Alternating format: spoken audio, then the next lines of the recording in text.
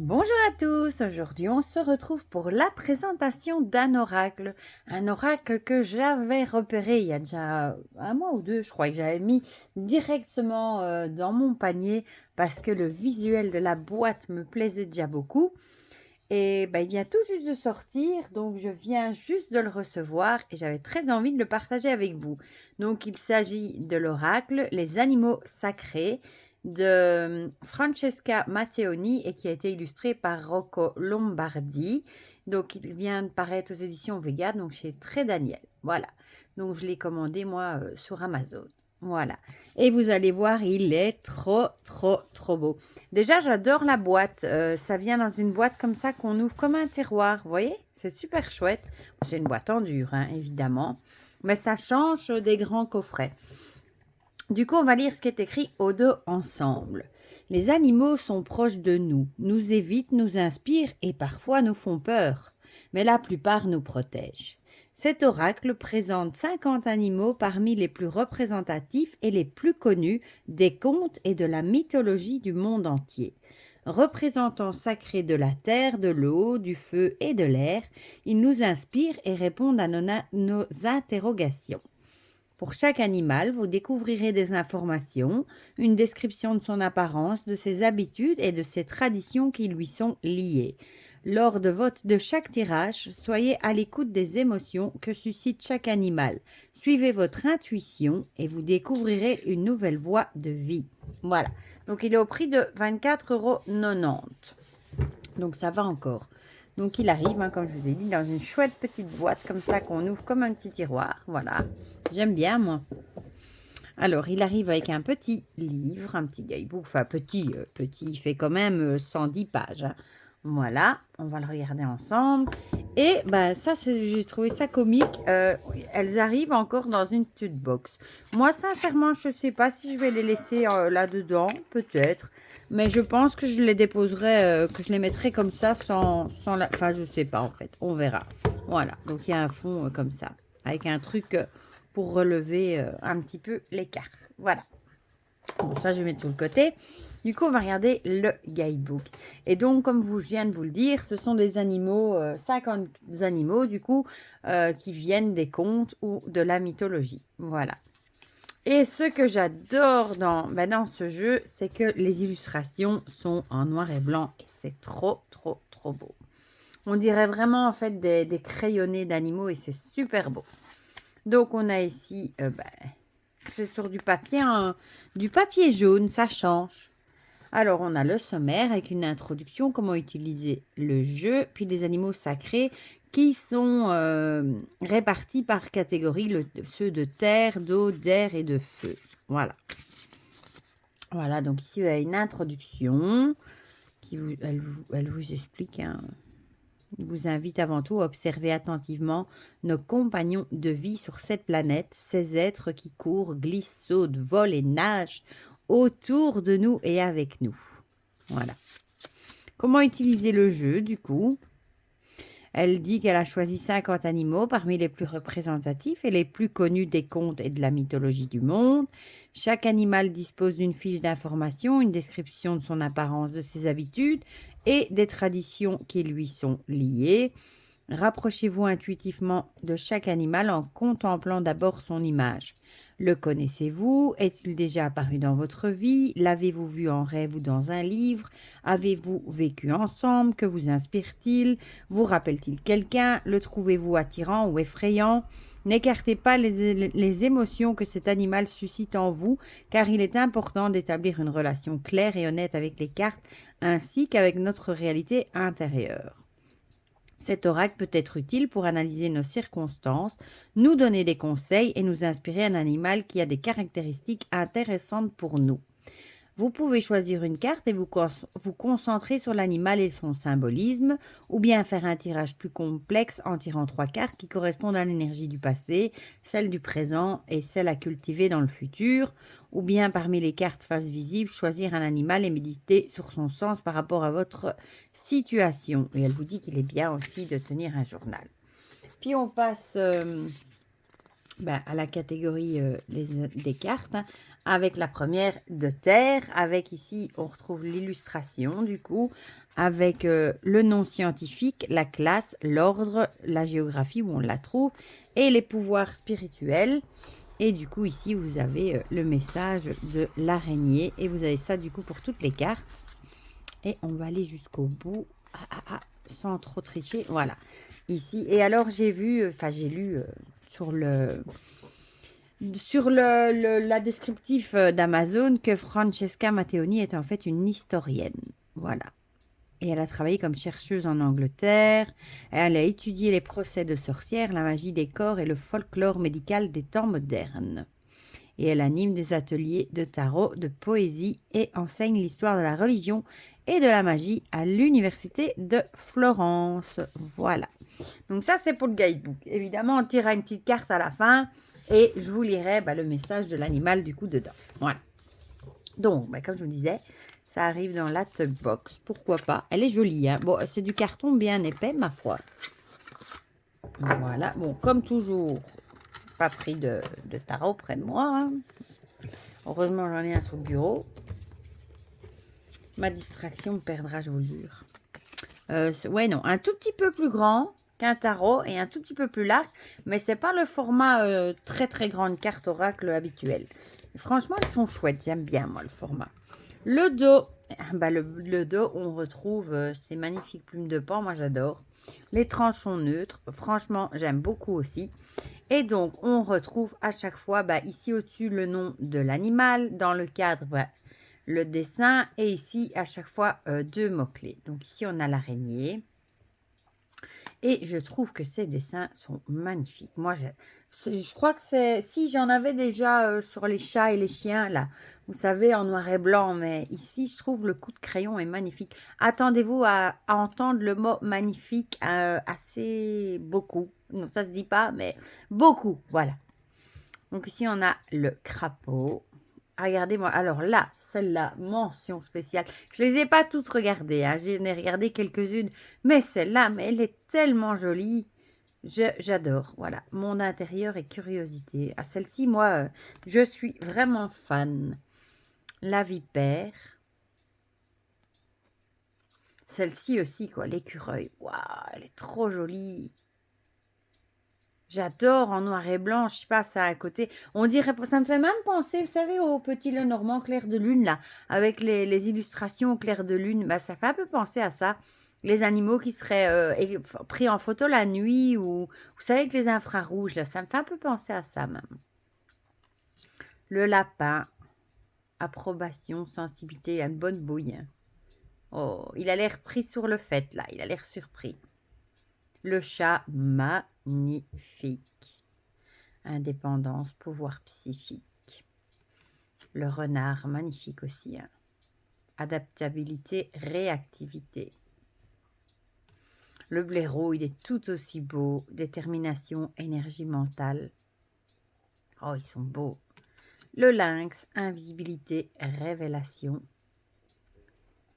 Le chien, amitié, loyauté. Et la qualité, franchement, elle est top. Hein. Elles sont bien épaisses. Le coyote, intelligence, imprévisibilité. Ouais, en plus, le ciel, on dirait vraiment que c'est les animaux pris la nuit. Le loup, il est beau, mais il n'a pas l'air aimable. Il a un regard de prédateur, instinct et loyauté. Le sanglier, trop joli, combativité et honneur. Le cerf, la grâce et la bonté. Le cheval, voyage et ambition. Le taureau, puissance masculine, fertilité. L'ours, elle est trop jolie aussi. Protection et foi. Ah, franchement, moi, je suis trop contente de l'avoir pris. L'hippocampe, puissance paternelle et la constance. Je ne regrette pas du tout. L'étoile de mer, souhait et sensibilité. Le saumon, résilience, cycle de vie. Oh, la loutre, elle est trop jolie. Avec la joie et la camaraderie. J'adore, j'adore, j'adore. Bon, vous avez compris, je crois, hein, mais bon. Le pélican, amour, maternité. Le cygne, amour de soi et pureté. La tortue de mer, longévité, introspection. Oh, quelle bouille qu'il a regardé. Il a une petite bouille toute mignonne, une bouille au bisou.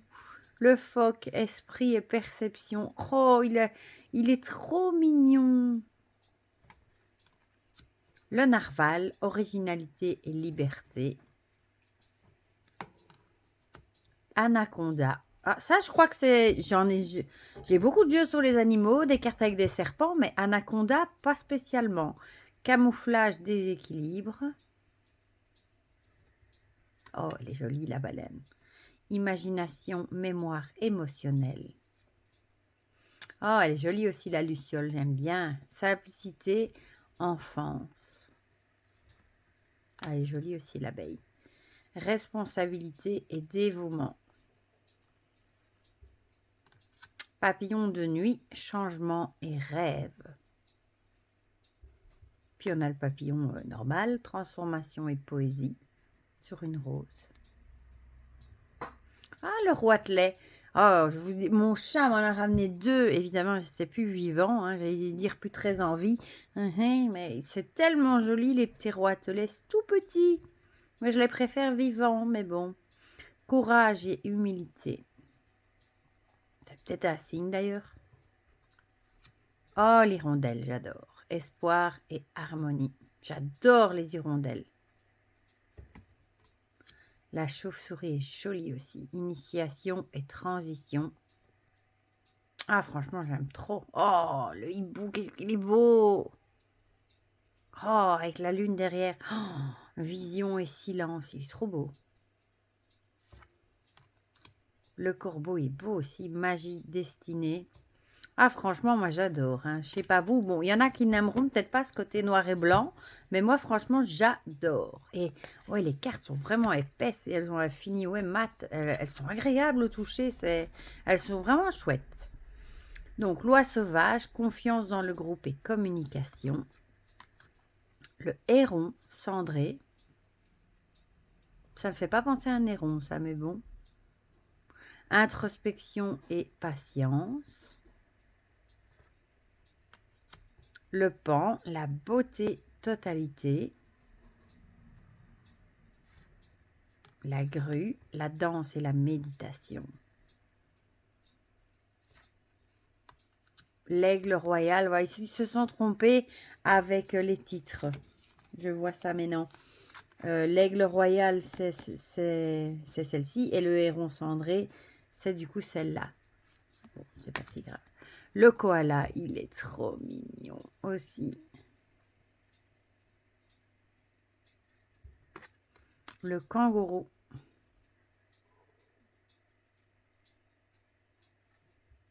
Le jaguar. Trop beau. Charisme et don chamanique. Oh, le lion est beau. La gaieté et la fierté.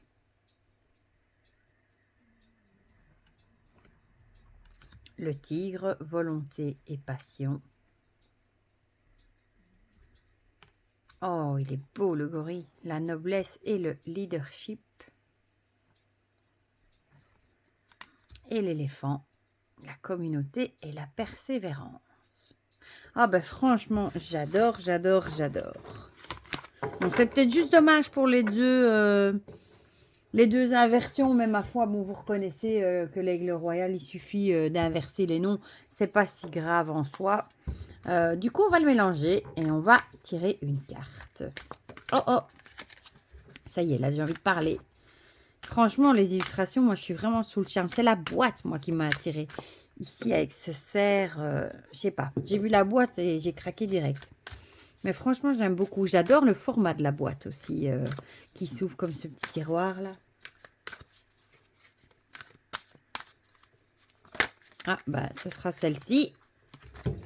Ah, bah, je suis même pas étonnée. Pourquoi l'hérisson? Mon intérieur et curiosité. Bah, ouais, je suis même pas étonnée qu'elle soit sortie. Du coup, il n'y a pas de numéro. Ça, c'est peut-être un peu dommage. parce que du coup, elles sont pas classées non plus par ordre alphabétique, vu qu'elles sont classées par domaine. Donc, bon, ma foi, l'hérisson, on sait que c'est le domaine de la Terre.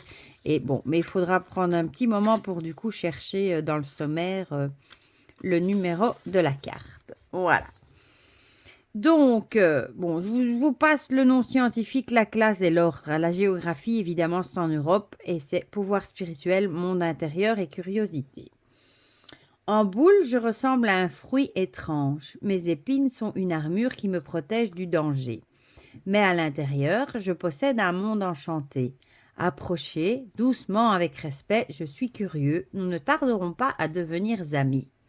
Créature timide et nocturne, le hérisson est difficile à voir, mais en laissant un bol de lait, son repas préféré, vous en croiserez sûrement un. C'est peut-être pour cela que dans les contes nordiques, certains hérissons sont des elfes déguisés, et que pour se lier d'amitié avec les elfes, notoirement aussi timides qu'attirés par les humains, il faut leur offrir du lait ou de la crème. Ils sont curieux et discrets. Comme la tortue a sa maison avec elle, le hérisson emporte son armure de pique. Sa guidance peut nous aider à apprécier notre univers intérieur et à le cultiver avec soin, tout en nous protégeant des regards indiscrets et des intrusions indésirables. Le hérisson sait quand sa timidité est une protection et il est vigilant dans les situations à risque, s'échappant rapidement ou se mettant en boule pour cacher ce qu'il pense vraiment. Voilà, je trouve ça un joli message en plus et je trouve que il laisse vraiment des très jolis messages. Voilà, moi j'aime beaucoup. Franchement, je suis trop contente qu'il soit arrivé à la maison. Voilà, j'adore les illustrations, j'aime le dos, la qualité des cartes est top, j'adore les messages du livre aussi et franchement, j'adore la boîte avec ce petit tiroir à glisser comme ça, je trouve ça super chouette. Voilà, du coup, il est dispo partout, à Fnac, Amazon, etc., etc. Du coup, dites-moi en commentaire ce que vous en pensez, si vous aussi, vous le trouvez magnifique ou si vous n'aimez pas trop. Dites-moi tout ça dans les commentaires. Dites-moi aussi si le message vous a parlé, pourquoi pas. Et pour le reste, je vous fais plein de gros bisous et on se dit à très vite pour de prochaines vidéos. Bisous, bisous.